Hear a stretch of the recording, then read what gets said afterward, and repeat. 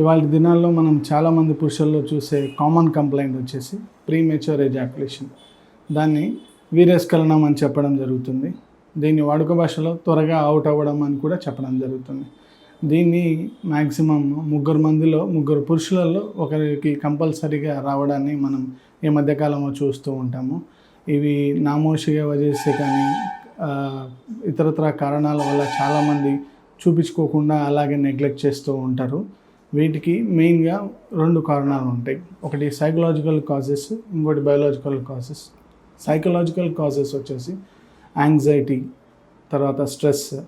ఈ 2 ఏం చేస్తాయంటే సెరోటోనిన్ అనే న్యూరో ట్రాన్స్మిటర్ని దాని యొక్క పని చేయకుండా తక్కువ చేయడం, లెవెల్స్ తక్కువ అవ్వడం వల్ల మనకి ఈ పిఎంఏ కంప్లైంట్ రావడం జరుగుతుంది. అధికంగా స్మోకింగ్ చేయడం వల్ల, అధికంగా మద్యపానం చేయడం వల్ల కూడా ఇలాంటి కంప్లైంట్స్ మనం చూస్తూ ఉంటాము. మరి బయోలాజికల్ కంప్లైంట్స్లో వచ్చేసరికి ప్రోస్టైటిస్ కానీ, యురేథ్రల్ కంప్లైంట్స్ కానీ. ప్రోస్టైటిస్ అంటే ఇన్ఫ్లమేషన్ ఆఫ్ ప్రోస్టేట్ కానీ, తర్వాత స్వెల్లింగ్ కానీ, ఇవన్నీ మనం ఫిజికల్ ఎగ్జామినేషన్లో గమనించగలం. మరి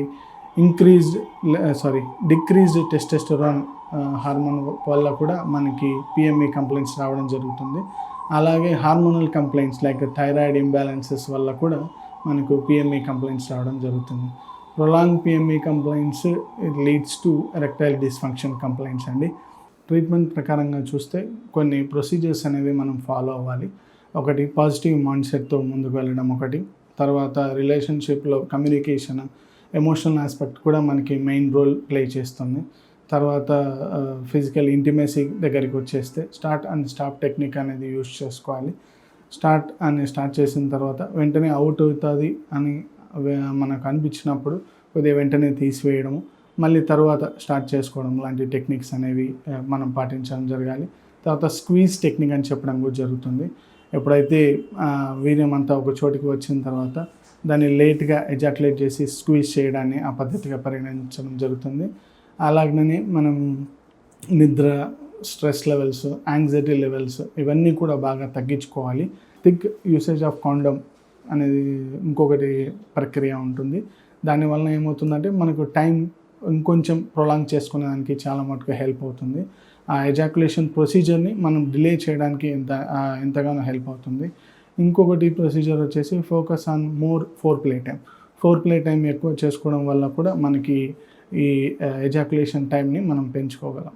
ఫ్రీక్వెంట్గా మాస్టర్బేషన్ చేసుకోవడం వల్ల అక్కడ ఉన్న నర్వ్స్ వీక్ అయిపోయి దానివలన మనకి కంప్లైంట్ ఇనీషియల్ స్టేజెస్లో జరుగుతుంది. ఆ ఇనీషియల్ స్టేజెస్ నుంచి వాడు క్రానిక్గా చేసుకోవడం వల్ల అవి మనకి నర్వ్ డ్యామేజ్ జరిగేసి ఆ ఎజాక్యులేటరీ రిఫ్లెక్స్ని ఎఫెక్ట్ చేసేసి ఇబ్బందులను క్రియేట్ చేసేదానికి దోహదపడుతుంది. ఇన్వాలంటరీగా రిపీటెడ్గా ఈ హ్యాబిట్స్, మాస్టర్బేషన్ హ్యాబిట్ చేసుకోవడం వల్ల అక్కడున్న ఆటోనోమిక్ నర్వస్ సిస్టమ్ ఏదైతే మనకి ఎజాక్యులేటరీ రిఫ్లెక్స్ ఉంటుందో దాన్ని డ్యామేజ్ చేయడం జరుగుతుంది. దానివల్ల ప్రాబ్లం ఏమవుతుంది అంటే మనకు వెంటనే ఎక్స్పల్షన్ అయ్యేదానికి ఇదవుతుంది. దానివలన ఈ కంప్లైంట్స్ అనేవి చూడగలం. Fish, salmon fish, tuna fish, oysters, banana, garlic, onions, pumpkin seeds, ఇవన్నీ కూడా బ్రేజిల్ నట్స్ ఉన్నాయి. ఇవన్నీ కూడా మనకి టెస్టోస్టెరాన్ లెవెల్స్ని ఇంప్రూవ్ చేసుకునేదానికి చాలా మటుకు హెల్ప్ అవుతుందండి. యాక్చువల్లీ ఏమవుతుందంటే ఎవరు కూడా ఇలాంటి ఫిజికల్ ఆస్పెక్ట్ కంప్లైంట్స్కి ఎవరు కూడా దగ్గరకు వచ్చి ఓపెన్ అప్ అవ్వరు. ఫస్ట్ మనం థింక్ చేయాల్సిందంటే పాజిటివ్ మైండ్ సెట్తో వచ్చి డాక్టర్ గారి దగ్గరికి వచ్చి సంప్రదించాల్సి ఉంటుంది. కేస్ టేకింగ్ డీటెయిల్గా తీసుకోవాల్సి ఉంటుంది. ఎక్కడ మనకి ల్యాకింగ్ అవుతుంది, ఎక్కడ మనకి ప్రాబ్లం అవుతుంది, ఏదైనా యాంగ్జైటీ ఇష్యూస్ ఉన్నాయా, ఏదైనా డిప్రెషన్ ఇష్యూస్ ఉన్నాయా, లేదంటే ప్రీవియస్గా ఏమైనా సెక్షువల్ అబ్యూజెస్కి గురయ్యారా, లేదంటే ఎర్లీ స్టేజెస్లో ఏమైనా సెక్షువల్ ఎక్స్పీరియన్సెస్కి గురయ్యారా, ఇవన్నీ కూడా దోహదపడతాయండి. ఇవన్నీ కూడా మనం డీటెయిల్గా కేస్ హిస్టరీ తీసుకొని దాని ప్రకారంగా ఒక ఇండివిజువలైజేషన్ చేసుకొని ఒక కాన్స్టిట్యూషనల్ మెడికేషన్ అనేది ఇవ్వడం జరుగుతుంది. దాని ద్వారా క్రమక్రమంగా ఆయన యొక్క ఎజాక్యులేషన్ టైం అనేది క్రమక్రమంగా పెంచుకోవడం లాంటివి జరుగుతుంది. ఇలా చేస్తేనే మనకు పర్మనెంట్గా, పర్సిస్టెంట్గా కొద్దిగా మంచి రిజల్ట్స్ అనేవి వస్తాయి. ఏదో వయాగ్రా లాంటి, సిల్డెనాఫిల్ లాంటి మెడికేషన్స్ లాంటివి యూజ్ చేసినట్లయితే అవి మనకి అడ్రినలిన్ రష్ క్రియేట్ చేసి యాక్ట్లో పాల్గొనేటప్పుడే మనకు హార్ట్ అటాక్ కంప్లైంట్స్ కూడా వచ్చేదానికి ఈ ఛాన్సెస్ ఉంటాయి. So I advise not to use those things.